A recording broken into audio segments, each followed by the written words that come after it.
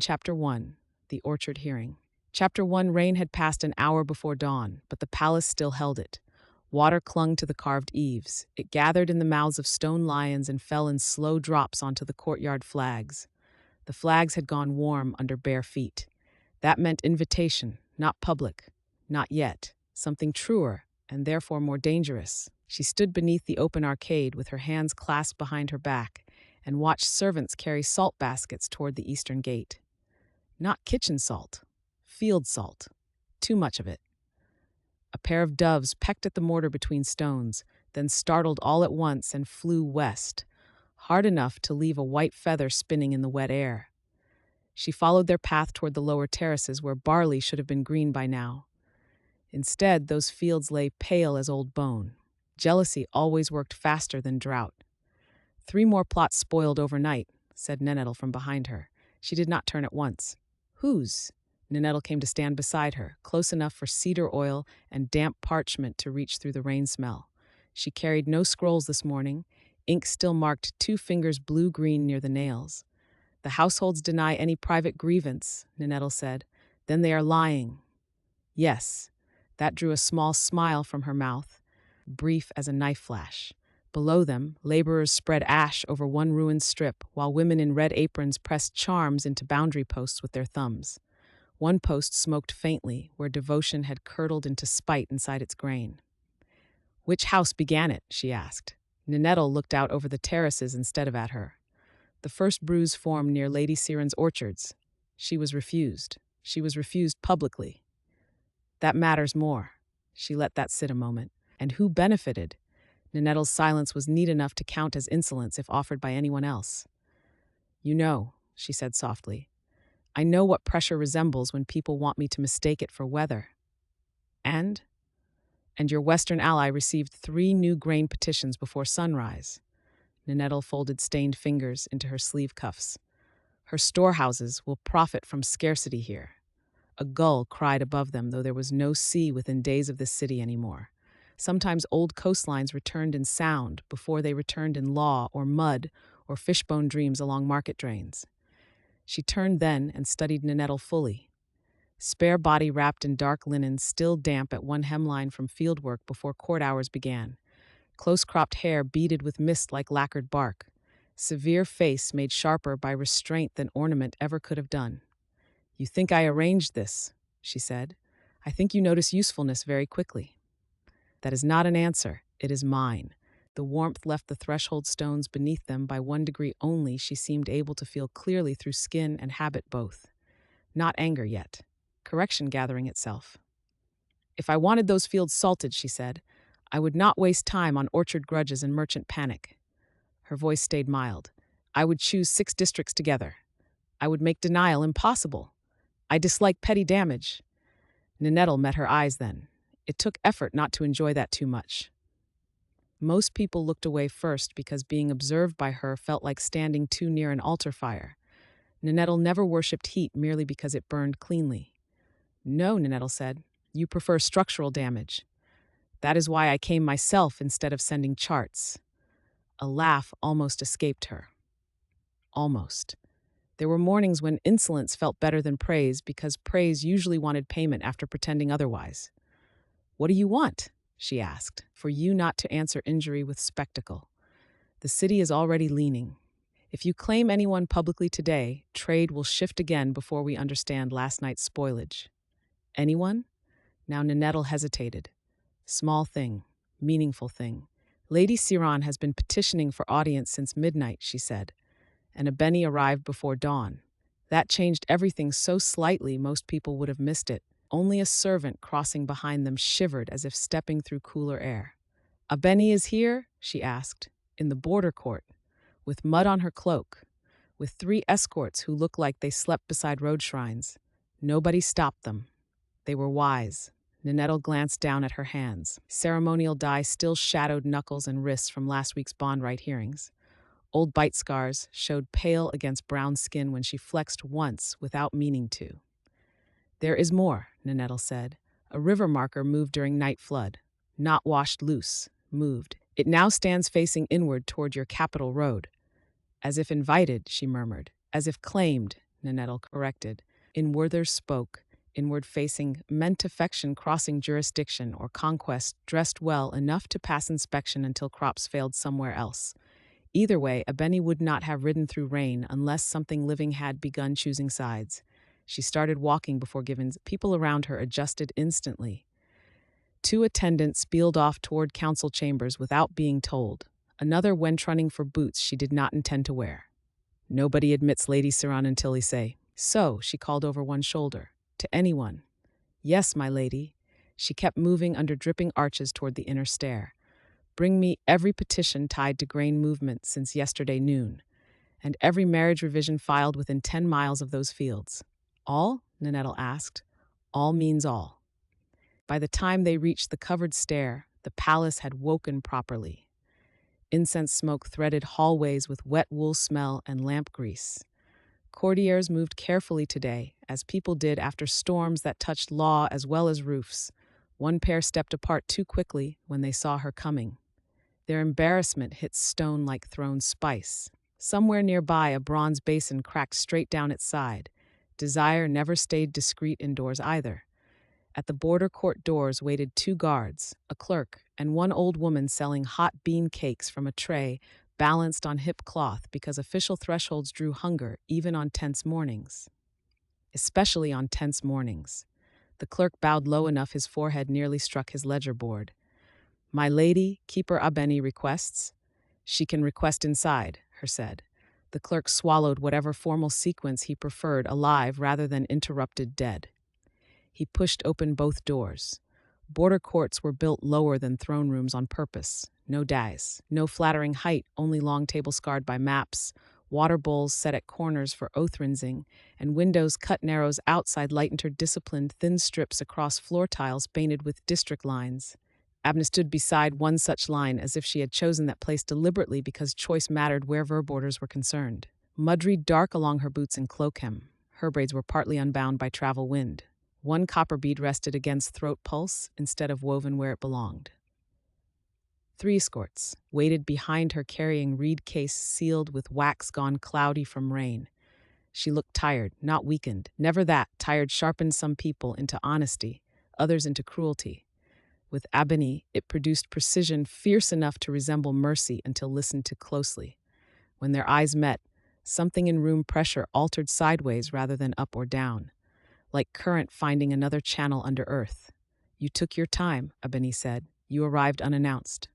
She stopped opposite table length between them, enough distance for courtesy, not safety. If urgency wanted speed, it should have sent word ahead. It did. Abeni nodded toward window slits where water traced silver threads down plaster. "Your storm ate my riders twice." One escort gave half a snort, then smothered it badly. Abeni did not glance back. Control sat on her differently than on rulers or courtiers. Less display, more refusal wasted nowhere unnecessary. "What moved?" she asked. Abeni studied her face first, measuring whether bluntness would purchase truth or merely provoke theater. "The southern reed banks flowered out of season," Abeni said finally, "in black pollen. A fairy chain rusted through between dusk bells. No cause visible. At first light we found lovers' knots tied around 6 cypress roots along opposite banks. They belonged to 4 different jurisdictions." Behind her, Nanettle exhaled once through nose only, alarm disguised as bookkeeping reflex. "That alone wouldn't bring you here," she said. "No." Abeni touched wax seal on nearest reed case, but did not break it yet. Children woke speaking household vows sworn 50 years ago by strangers long dead. One named your grandmother correctly, though he has never left marsh country. And 3 boundary spirits refused milk offerings unless addressed by titles used only inside your palace. Silence widened around that. Even clerks knew better than interrupt ancestral trespass spoken aloud indoors. Near window bars, something pale passed outside, too high for dog height and too smooth for human gait. No guard reacted. Perhaps nothing had passed there, except attention itself wearing shape briefly because names invited listeners older than walls. She rested fingertips against table edge. Wood warmed under contact. Claim answered claim, even when politely dressed. "How far has this spread?" Abeni untied one reed case, slid out rolled bark sheets, weighted with shell discs etched in red resin marks. Not maps exactly. Wounds diagrammed kindly enough officials could bear looking. Farther than rumor says, less far than fear wants. Abeni placed shells across districts while speaking. These are active sites. These are sympathetic responses. These, she tapped 3 circles clustered near capital roads, are anticipatory shifts. Ninettle came closer despite herself. Ink-bright stains along her fingers flared greener over certain marks. Anticipatory? Ninettle asked. The land expects contest there soon, Abeni replied. The land does not expect. That was automatic skepticism wrapped around unease. It registers pressure patterns. Abeni's mouth tilted very slightly. Call expectation paperwork if that helps you sleep. Then she looked back at her alone. This began with awareness, Abeni said quietly, not simple envy. They know each other now, your rivals, not just names, textures. The word landed harder than accusation might have done. Textures, loyalty shaped differently in different hands, surrender offered freely versus trained, favor given like sunlight versus ration, households bound by reverence, discipline, rivalry, sanctuary. Forms of attachment distinct enough another ambitious heart might covet them like provinces. She felt interest move through blood fast as danger, hated how similar those sensations remained. How many, she asked. At least 3 courts awakened simultaneously. A widow queen upriver whose devotees wear mourning chains even during harvest dances. A mountain magistrate served by former enemies who call obedience relief. And someone nearer. Abeni paused just long enough. Near enough that your lamps dimmed last night without wind. Her gaze flickered involuntarily towards ceiling beams, though memory supplied what sight could not. Flame lowering above silk screens while she'd read reports alone, scent lingering longer afterward, sense of being considered across distance intimate as breath shared over pillow edge. Nemetnel noticed everything. Of course she did. So this is contagion, she murmured. Political recognition expressed somatically across bonded regions. This is wanting learning new routes, Abeni said. And aiming itself here, her finished. Yes. Outside corridor noise thinned away altogether. Palace instincts doing what armies could never manage cleanly, making space around dangerous conversation without admitting fear caused it. She circled tables slowly. Shell markers glinted wet red under window light. At 2 points, districts nearly touched where no charter allowed touching. At another point, trade roads thickened around an unnamed estate southeast of capital. Someone beloved lived there, or soon would be made useful through belief alone.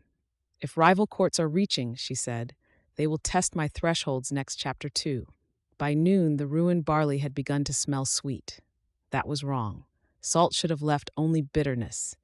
Yet the air above the western plots held a bruised, ripening scent, like fruit split too early and left in heat. Flies gathered where no grain stood. The field shimmered as if something beneath it still breathed. She stood at the edge of the damage with her hands clasped behind her back. Her ceremonial dyes had darkened in the damp morning and dried there, blue-black against her skin. Beside her, Ninettle crouched with a strip of treated bark laid across one knee. Reactive ink glowed faintly under her thumb. Sweetness means attachment, Ninettle said without looking up. It can mean rot. It can mean both. She watched workers keep their distance from the salted rows. No one crossed into them unless ordered twice. Even then, they stepped as if entering a sick room. The West did not do this alone, she said. Ninettle made another mark on the bark. No. You sound relieved. I prefer complicated crimes. Ninettle rose in one smooth motion. Simple ones insult everyone involved. A breeze moved over the field and died at She's throat, caught there by some private pressure in the air. The lamps hung along the irrigation posts had gone dim, though it was day. One guttered blue. She noticed that too late and disliked being noticed noticing it. Ninettle folded the bark chart and slid it into a cedar tube at her belt. You invited Abeni. It was not phrased as a question. She is already here, she said. Ninettle's mouth thinned with interest rather than surprise. Then I hope you want honesty more than comfort today. I never ask for comfort from border keepers or cartographers. No. Ninettle glanced toward the road below the terraces. You ask for useful wounds. The woman coming up from that road wore no court colors at all. Dust clung to her hem despite last night's rain, but none touched her boots above the ankle. as if thresholds kept cleaning themselves for her out of habit or fear. Abeni walked with an economy that made everyone else look rehearsed by comparison. Two attendants trailed after her carrying reed cases and water skins they clearly regretted offering to carry themselves. When she reached them, she bowed just enough to satisfy law and no more than that to flatter power. "My ruler," she said softly. Her gaze shifted to Nenetl next, respectful but unsparing. "Cartographer." "Abeni," Nenetl replied. No warmth passed between them, yet neither looked away first. That interested she more than she let show. "You took your time," she said. "I stopped 3 times on your eastern road." Abeni unfastened one reed case and drew out a narrow rod wrapped in copper wire and river grass. "Your milestones are running warm. That happens near harvest. Not like this." Abeni looked past she toward the dead barley, and not when fields taste abandoned but smell curted. The phrase pleased she against reason, curted, as if someone had wooed destruction instead of merely paying for it. Abeni stepped into the first salted row before any guard could object. The ground gave under her heel with an intimate little sigh. Several workers crossed themselves against old household signs. One muttered a prayer meant for wedding beds gone bad, rather than farms ruined on purpose. Abeni knelt and pressed 2 fingers into white-crusted soil. She closed her eyes. Nothing dramatic followed. No light burst upward. No wind circled around them. Only silence thickened, until even flies seemed to hold off their buzzing nearby. When she opened her eyes again, they were ordinary and tired and difficult to read. This was fed jealousy, she said, not broad jealousy, specific, domestic. She wanted him seen, wanting elsewhere. He refused publicly. The salt came after refusal. The sweetness came after witnesses repeated it too often. Nenetl tilted her head once in approval despite herself. "You hear sequence well? I listen where land cannot stop repeating itself." Abeni brushed dirt from her hand onto bare stone rather than back into the field. "There are 3 signatures here. One did harm.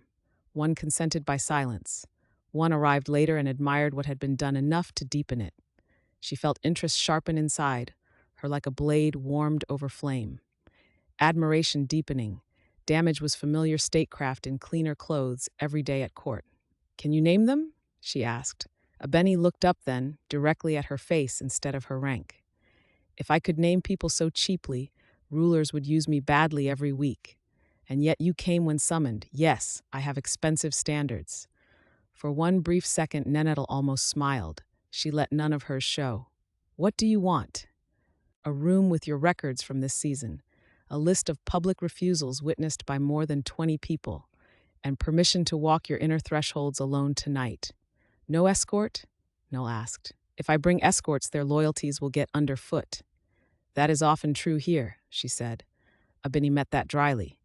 "So I gathered." They walked back toward palace terraces while servants spread ash over parts of their path where brine had bled beyond its furrows. Above them, white banners hung limp despite wind elsewhere. Below them, traders clustered outside granaries waiting for news before setting prices higher out of fear or pleasure or both. At each gate they passed through, metal fittings sweated cold water onto stone. By custom, such sweating meant contested welcome. Today, no one remarked on it aloud. Inside her council chamber, fresh rushes covered yesterday's floor stains. Still, salt glittered faintly along cracks near window seats where no servant admitted seeing any spill. Nenetl unrolled 3 charts across a low table. Lines pulsed green near river wards.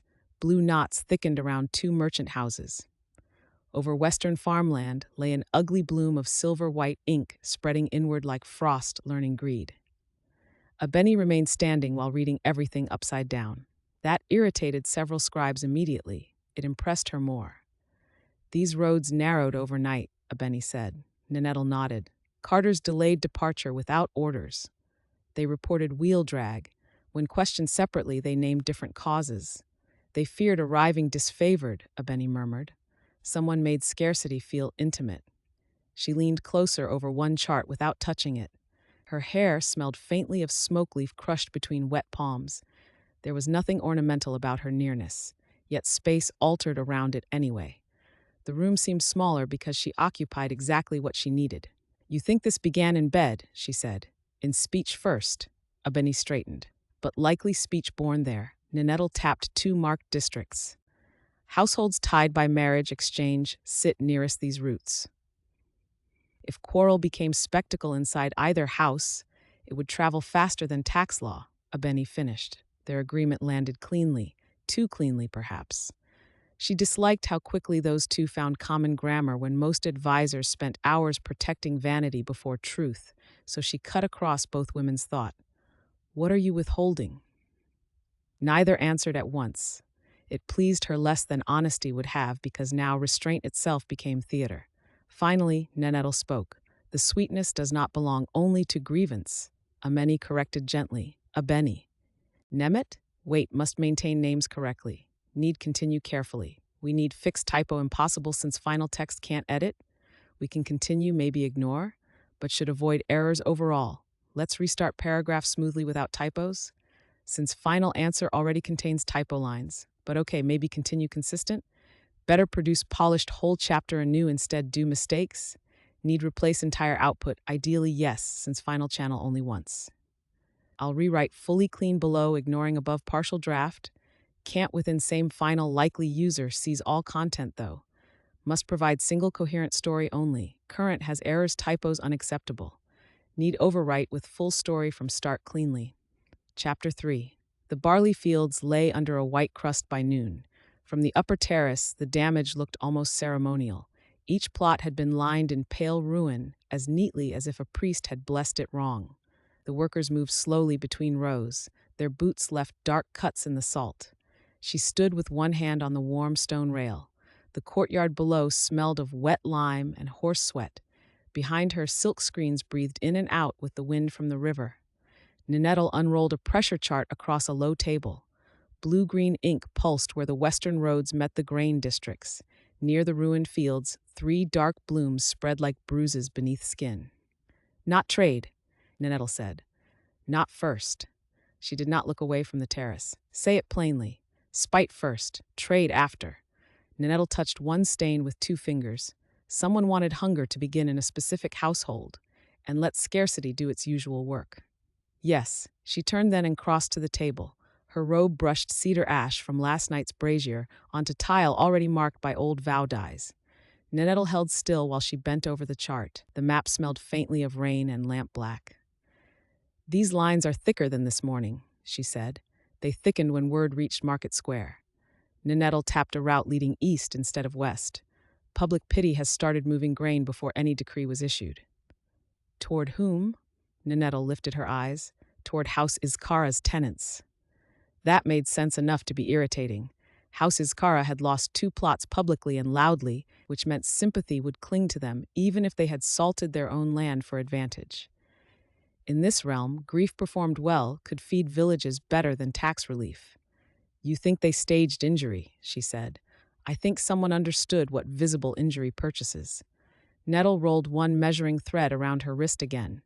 Red for betrothal claims, yellow for civic favor, black for grievance that had entered law by repetition rather than statute.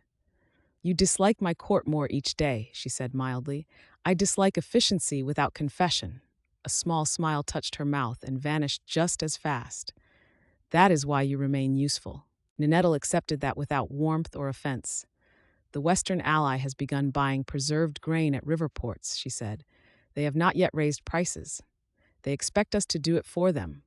They often do. Below them, 2 servants carried out basins of fresh water for field hands returning through the lower gate. One basin clouded at once.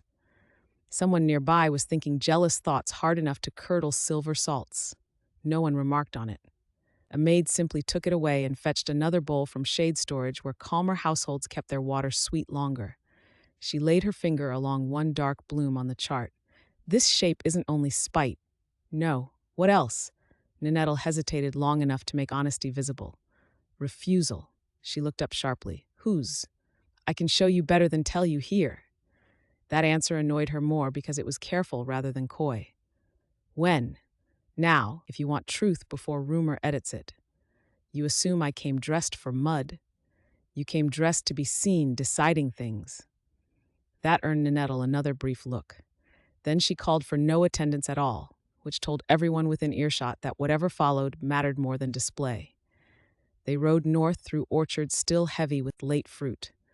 The road narrowed past shrine stones wrapped in old ribbon vows gone stiff with weather. At each marker, horses tossed their heads but did not shy. The land knew who passed over it today and chose caution over resistance. Ninettle rode half a length behind until they left Palace, hearing entirely behind them. Then she drew level without asking permission. Dust clung to both hems alike now. Ranks softened faster outside walls built to remember hierarchy. "You think refusal caused salting?" she said at last. "I think refusal sharpened an older grievance into action."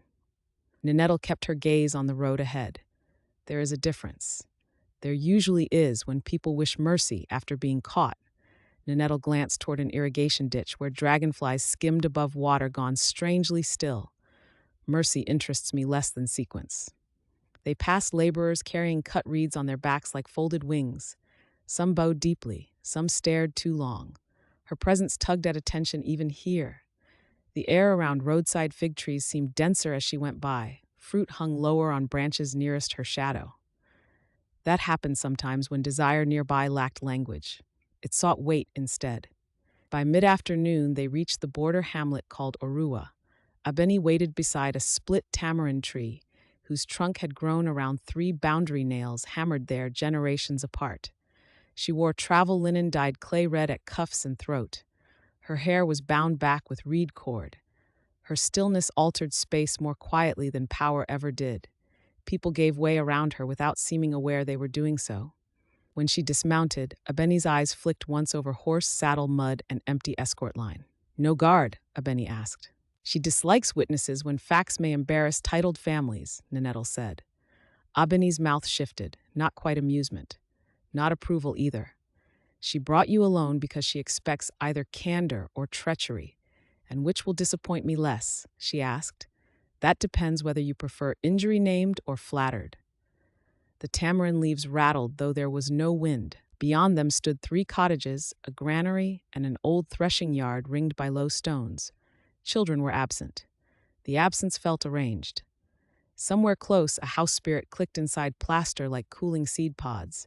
Abeni led them toward a field edge where salt glittered among trampled stalks. Here the damage changed shape. Up close it was less neat. There were heel marks, 2 sets, one heavier, one turning back twice as if argument had interrupted purpose. Abeni crouched. She pressed fingertips into soil, then lifted them. Her skin shone briefly silver white before returning brown. She wanted him refused publicly, Abeni said, or herself preferred publicly. Either would have done. "Him?" she asked. "A steward from House Izkara." Abeni rose, young enough to mistake access for devotion, old enough to know better. Nettle unfolded a smaller chart weighted with plum stones. Thin green lines trembled across its surface. They converged near one cottage door and then broke apart violently toward field and well. "He courted 2 households at once," Nettle said. "Not secretly. Secretly would have harmed fewer acres." Abeni nodded toward cottage walls streaked darker near window frames. "He promised marriage heat in one room, patronage heat in another. He let both women believe refusal would cost bread." "So this began small," she murmured. "It always does," Abeni replied. "Until someone important decides small injuries are useful examples." That landed cleanly between them. She stepped closer until only courtesy remained between their bodies. And who decided usefulness here? Abeni did not step back. The second salting happened after riders arrived from town. What riders? One wore House Izkara colors under his cloak badly enough that even chickens noticed. And he came here why? To comfort, to advise silence, to suggest blame should move westward quickly while sympathy stayed local. Ninettle exhaled through her nose. That sound carried satisfaction stripped of pleasure. "There is your sequence." She walked past them toward the cottage door. A strip of blue cloth hung tied there, tightened into knots so hard fabric thinned white along folds. Refusal charms. 6 knots meant 6 denied visits, or 6 attempts remembered as denial. Either reading heard equally here. Inside, the room held stale millet smoke, bitter herbs, and tears dried hours ago. An overturned stool lay near hearth. No ghost showed itself fully, but something watched from soot dark rafters. The dead of tin gathered where promises failed repeatedly. They liked thresholds most. They liked names spokenly even better. On the sleeping mat sat one of the women involved. She could not have seen 20 summers yet. Her face bore no bruise, but shame had already changed how light rested on her skin. Beside her sat an older aunt shelling beans too furiously for food preparation alone. Both women rose when she entered, then stopped halfway because rank demanded kneeling, but grief resisted choreography. "Don't kneel," she said. The younger woman obeyed too fast. That told its own story. Her name proved to be Sade. When asked what happened, she answered carefully until Abeni moved nearer window light. Something about Abeni invited exactness or punished evasion. Sade swallowed once, then speech loosened. "He came first after flood season," she said. "For records, Taswa." Her breath hitched. She corrected herself into court tongue. "He said my figures pleased him. He returned with oil cakes. He returned again after market prayers. He spoke kindly before others." "And privately?" she asked. Said looked down. "Privately he spoke as if choosing me honored us both." The aunt snorted sharp contempt but kept shelling beans. "He promised marriage?" Ninettle asked. "He promised arrangement first." Say twisted blue cloth round one wrist until knuckles blanched. "Then he learned Toma's brother might inherit lease rights through his wife's line. He visited there also." "Toma lives next door?" "Yes." A muffled sound came through wall mud then. A sob strangled early, or laughter breaking wrong. It was hard sometimes to tell those apart. "He wanted both houses tied through him," Abeni said quietly. "Grain tallies here, lease influence there." If either woman objected, she risked looking ungrateful before harvest officials. Sade nodded once, then harder. When Toma confronted him near well, he laughed. Her voice flattened now, which frightened more than tears would have done.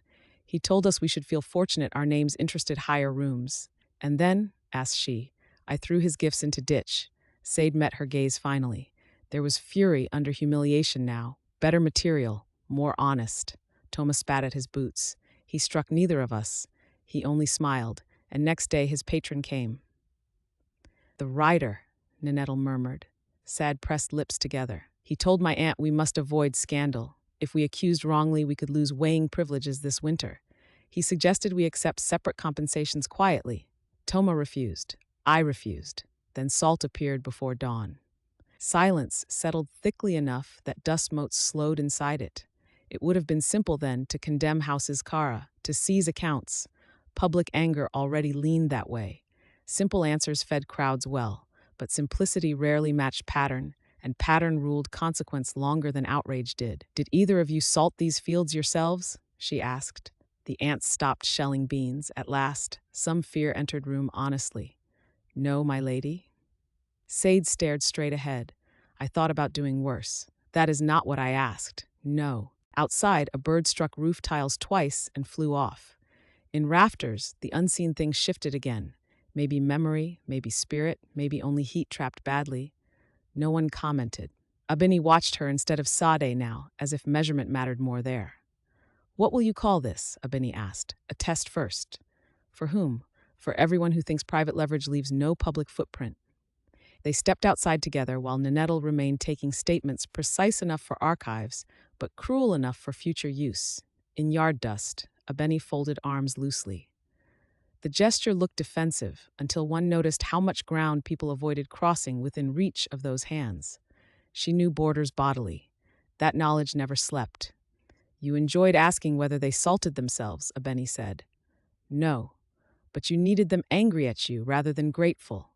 "Yes." Tamarind shade striped Aheni's cheekbones. Wait, must keep exact name. Tamarind shade striped Abeni's cheekbones like bars drawn lightly by an undecided jailer. "If you move against House's Kara openly, you feed martyrdom alongside justice," she said. "If I don't, I teach every steward that coercion becomes policy cheaply." Thank you for listening to My Ghostwriter.